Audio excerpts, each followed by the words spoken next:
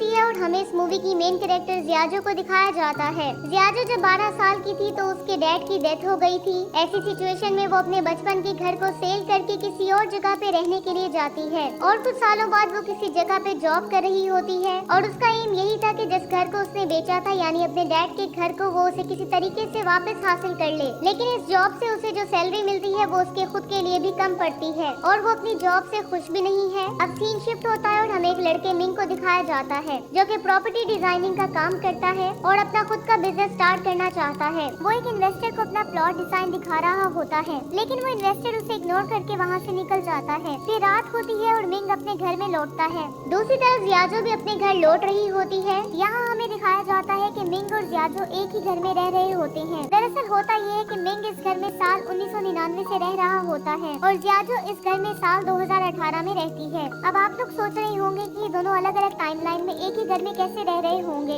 ये सब हमें आगे पता चलेगा। अब यहाँ हम देखते हैं कि जियाजो नहा रही होती है और मिंग कुकिंग कर रहा होता है। साथ ही वो बर्तन को सिंक में डालकर वॉश कर रहा होता है। इधर जियाजो को अपने बाथटब में कुछ मिलता है जबकि मिंग को अपने सिंक में जियाजो की एक ड्रेस मिलती है। अब ये देख के उन दोनों को कुछ भी समझ नहीं आता कि आखिर ये उनके घर में क्या हो रहा है, लेकिन बहुत ज्यादा थक जाने के कारण वो इस बारे में ज्यादा नहीं सोचते और बेड पर जाकर सो जाते हैं। अब अगली सुबह मिंग के चेहरे पर जियाजो एक जोरदार थप्पड़ मारती है जिसकी वजह से वो दोनों शॉक होकर उठ जाते हैं और देखते हैं कि उन दोनों के कमरे आपस में मिक्सअप हुए होते हैं। अब ये सब देख के वो दोनों घबरा जाते हैं। फिर जियाजो मिंग को चोर समझ के वहाँ की चीजों से उसे मारने लगती है और मिंग भी यहाँ वहाँ भाग रहा होता है। तब उन्हें समझ आता है कि दोनों के कमरे मर्ज हो गए हैं। अब मिंग उसके कमरे से विंडो के बाहर देखता है, वहाँ बादल छाए हुए होते हैं और यहाँ जियाजो अपने कमरे के बाहर देखती है तो वहाँ तेज धूप होती है। फिर मिंग डोर खोल के बाहर जाता है तो वहाँ उसे कुछ अलग नजारा नहीं मिलता। वो अब तक साल 1999 में ही होता है, लेकिन जियाजो जब मिंग के दरवाजे से बाहर देखती है तो वो एकदम शॉक हो जाती है क्योंकि वो अब तक तो साल 2018 में जी रही थी, लेकिन उसे बाहर 1999 के सीन्स दिखते हैं और वो घबरा कर अंदर आती है और डोर लॉक कर देती है। फिर वो अपने कमरे के दरवाजे को खोल के बाहर देखती है तो फिर से वो 2018 में आ जाती है। लेकिन अब ये देखकर मिंग बहुत ही हैरान हो जाता है क्योंकि वो अब तक 1999 में जी रहा था और अब 2018 में टेक्नोलॉजीज और भी ज्यादा एडवांस हो चुकी होती है। फिर दोनों घबरा कर अंदर जाकर डोर लॉक कर देते हैं। दोनों समझ जाते हैं कि दोनों एक ही अपार्टमेंट में अलग अलग टाइमलाइन में जी रहे हैं। तब जियाजो मिंग के चेहरे पर एक और तमाचा लगाती है तो मिंग उसे कहता है कि ये सब क्या है, तो वो उसे कहती है कि ये सच है या सपना, ये मैंने जानने के लिए तुम्हें तमाचा लगाया है। फिर मिंग कहता है कि इस तरह लड़ते रहने से कुछ नहीं होगा, क्यों ना हम इन दोनों दरवाजों को एक साथ ओपन करके देखें कि आखिर क्या होता है। फिर वो दोनों अपने साइड वाले डोर्स को एक साथ खोलने की कोशिश करते हैं, लेकिन उस समय उन दोनों के कमरे फिर से मर्ज होने लगते हैं। तब वो समझ जाते हैं कि दोनों दरवाजों को एक साथ खोला नहीं जा सकता। अब जियाजो को याद आता है कि 1999 में उसके डैड जिंदा थे, इसलिए वो मिंग से कहती है कि तुम अपनी साइड का दरवाजा खोलकर मुझे अपनी टाइमलाइन में ले जाओ क्योंकि मुझे अपने डैड से मिलना है। जिसके बाद मिंग उसे वहाँ ले आता है। अब 1999 में वो अपने डैड से मिलने के लिए बहुत ही ज्यादा खुश है। अब वो भाग के वहाँ जाती है, लेकिन वहाँ जाके वो देखती है कि उसके डैड 10 साल के जियाजो के साथ ऑलरेडी खेल रहे हैं। अब ये देख के जियाजो बड़ी इमोशनल हो जाती है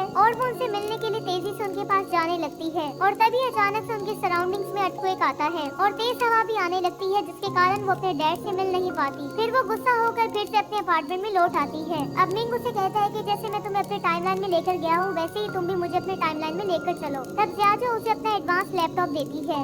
उस लैपटॉप को देखकर मिंग बहुत ही ज्यादा सरप्राइज हो जाता है क्योंकि उसकी टाइमलाइन में तो सिर्फ कंप्यूटर्स हुआ करते थे। तब वो खुद को फ्यूचर में देखने के लिए उस लैपटॉप में अपना नाम सर्च करता है, तभी उसकी सराउंडिंग्स में अर्थक्वेक आने लगता है। ये देखकर जियाजो समझ जाती है और मिंग से कहती है कि हम अपने पास या फ्यूचर के लोगों से कांटेक्ट नहीं कर सकते और अगर हम इस तरह की कोशिश करते हैं तो इस तरह के अर्थक्वेक आ जाएंगे। बिल्कुल इसी तरह हम दोनों एक साथ डोर ओपन नहीं कर सकते। तुम्हारे डोर को सिर्फ तुम ही ओपन कर सकते हो और मैं उससे बाहर आ सकती हूँ और मेरे डोर को सिर्फ मैं ही ओपन कर सकती हूँ और तुम उससे बाहर आ सकते हो। इस तरह वो मिंग को सारी बातें समझाती है। अब अगले सीन में एक साइंटिस्ट और एक बिजनेसमैन एक मीटिंग में बात करते हुए दिखाई देते हैं। अब वो साइंटिस्ट कहता है कि हमने उस डायमेंशनल टाइमलाइन को क्रिएट कर लिया है, लेकिन वो टाइमलाइन अपनी जगह पर ना आकर इस सिटी में किसी और प्लेस पर क्रिएट हो गई है और हमें किसी भी तरह उस प्लेस को फाइंड करना होगा। लेकिन उस बिजनेसमैन के माइंड में सिर्फ एक ही बात चल रही होती है कि उस टाइमलाइन के जरिए बहुत सारे पैसे कैसे कमाए जाएं। अब मीटिंग एंड हो जाती है लेकिन उस बिजनेसमैन का चेहरा नहीं दिखाया जाता। दूसरी तरफ हम देखते हैं कि रात हो जाती है लेकिन मिंग और जियाजो को नींद नहीं आ रही होती। तब जियाजो कहती है कि मेरे डैड मुझे छोड़कर ऊपर चले गए, इसलिए मैं ऐसी सिचुएशन में आ गई हूँ। मुझे जब जब उनकी याद आती है मैं तब तब उनकी कार की को देखती रहती हूँ और लोन ना चुकाने की वजह से मेरा बचपन का घर भी मेरे हाथ से निकल गया है, लेकिन मैं उस घर को वापस खरीद कर ही रहूंगी। अब इसी तरह वो इमोशनल बातें करते रहते हैं और फिर सुबह हो जाती है। अब जियाजो और मिंग दोनों अपने अपने टाइमलाइन में अपने ऑफिस के लिए निकलते हैं। असल में जियाजो को एक अमीर आदमी के साथ शादी करनी होती है। बस इतना ही नहीं, उसकी एक कंडीशन भी होती है, अगर उससे शादी करने वाला आदमी उससे शादी करके उसका घर उससे वापस खरीद कर देता है तभी वो उससे शादी करेगी। और इसी कंडीशन के साथ वो कई लोगों को डेट भी कर रही थी,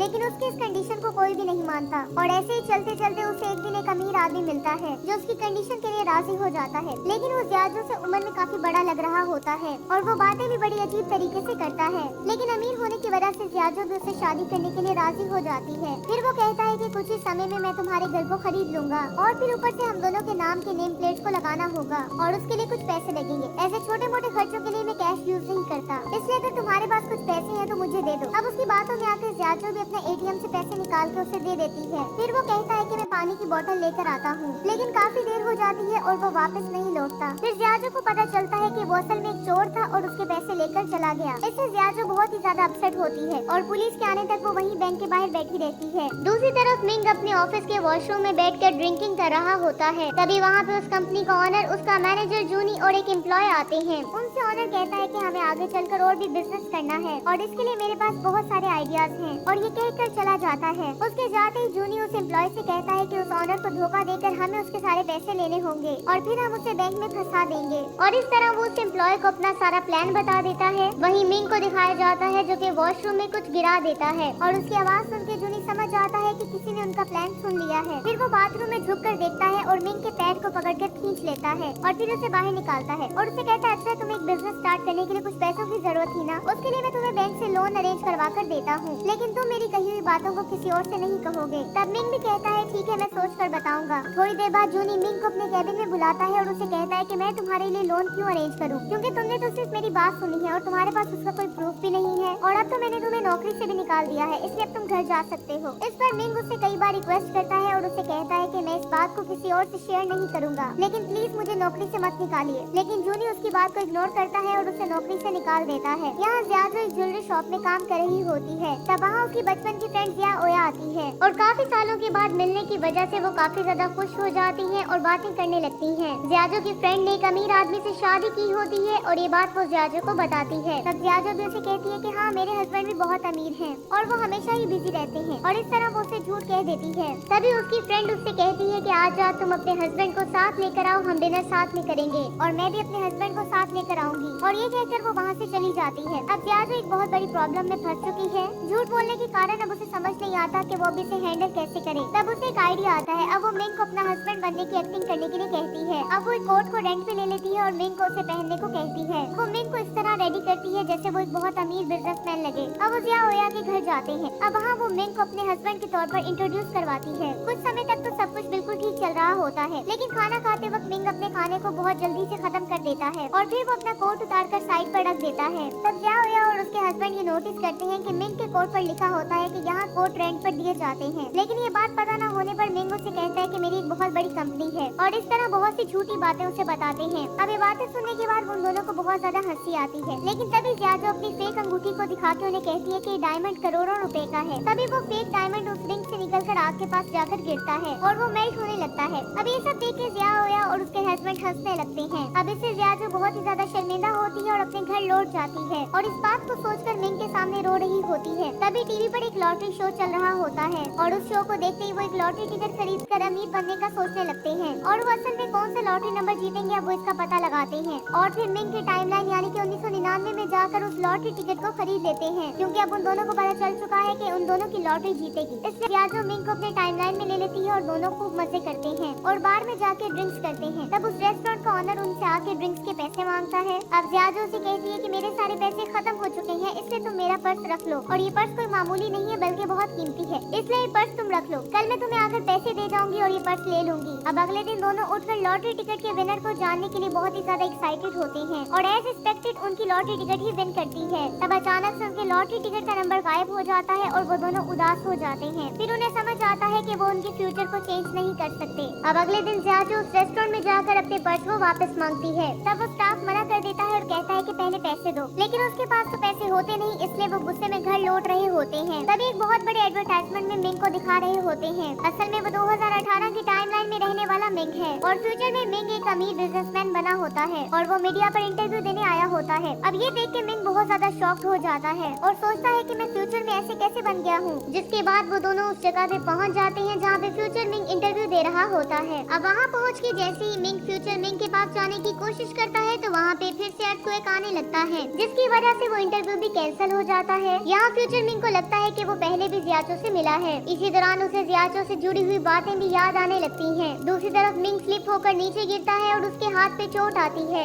इसी वजह से फ्यूचर मिंग के हाथ पे भी चोट आती है। इस तरह हमें पता चलता है कि मिंग जो कुछ भी करेगा वो उस फ्यूचर मिंग को भी इफेक्ट करेगा। यहाँ हमें ये भी पता चलता है कि पहले की मीटिंग सीन में जिस बिजनेसमैन को दिखाया गया था वो कोई और नहीं बल्कि फ्यूचर मिंग ही है और उसके साथ जो साइंटिस्ट बातें कर रहा था वो कोई और नहीं बल्कि जूनी है, जिसने 1999 में मिंग को जॉब से निकाल दिया था। अब जूनी फ्यूचर मिंग से कहता है कि 1999 का मिंग अपने टाइमलाइन में ना होकर जियाचो के टाइमलाइन में आ रहा है और इसीलिए आपको ऐसी मेमोरीज आती रहेंगी और ये सारी बातें आप पे भारी भी पड़ सकती हैं। यहाँ अगले दिन मिंग अपने ऑफिस में जाकर जूनी से मिलता है और उसे कहता है आप क्या मुझे नौकरी से निकालेंगे, मैं खुद ही नौकरी छोड़ देता हूँ और ये कहकर रेजिग्नेशन लेटर देकर चला जाता है। अब यहाँ फ्यूचर मिंग जियाचो की ज्वेलरी शॉप में आकर उसे अपनी कार में डेट पर ले जाता है, लेकिन जितनी खुशी उसे 1999 वाले मिंग के साथ थी उतनी खुशी से फ्यूचर मिंग के साथ नहीं मिल रही थी। अब फ्यूचर मिंग उसे कॉस्टली रेस्टोरेंट में लेकर जाता है, लेकिन फिर भी जियाचो कुछ मिस कर रही होती है। अब ये देख के फ्यूचर मिंग उसे कहता है कि मैं जानता हूँ कि तुम 1999 वाले मिंग के साथ रह रही हो, लेकिन अब तुम मेरे पास के साथ ना रहो क्योंकि इससे मेरा फ्यूचर खराब हो सकता है। मैं किसी गोल को लेकर आगे बढ़ा हूँ और इसमें तुम्हारी वजह से प्रॉब्लम हो सकती है और तुम्हारे बचपन के घर को मैं तुम्हें वापस खरीद कर दे दूंगा, लेकिन उसके लिए तुम्हें 1999 वाले मिंग को छोड़कर उससे दूर जाना होगा। अब ये सुनकर को रास्ता ना होने पर जियाचो इस पर एग्री कर देती है, लेकिन वो उस घर के लिए नहीं बल्कि मिंग के फ्यूचर में उसके लिए कोई प्रॉब्लम्स ना हो इसलिए मान जाती है। अब जियाचो घर आकर मिंग से कहती है कि मुझे एक और जगह पर अच्छी नौकरी मिल चुकी है, इसलिए मैं यहाँ से जा रही हूँ और अगली सुबह वो उठते ही अपना सारा सामान पैक करके उस अपार्टमेंट से बाहर चली जाती है और मिंग को छोड़कर जाने के बारे में सोचकर रोने लग जाती है।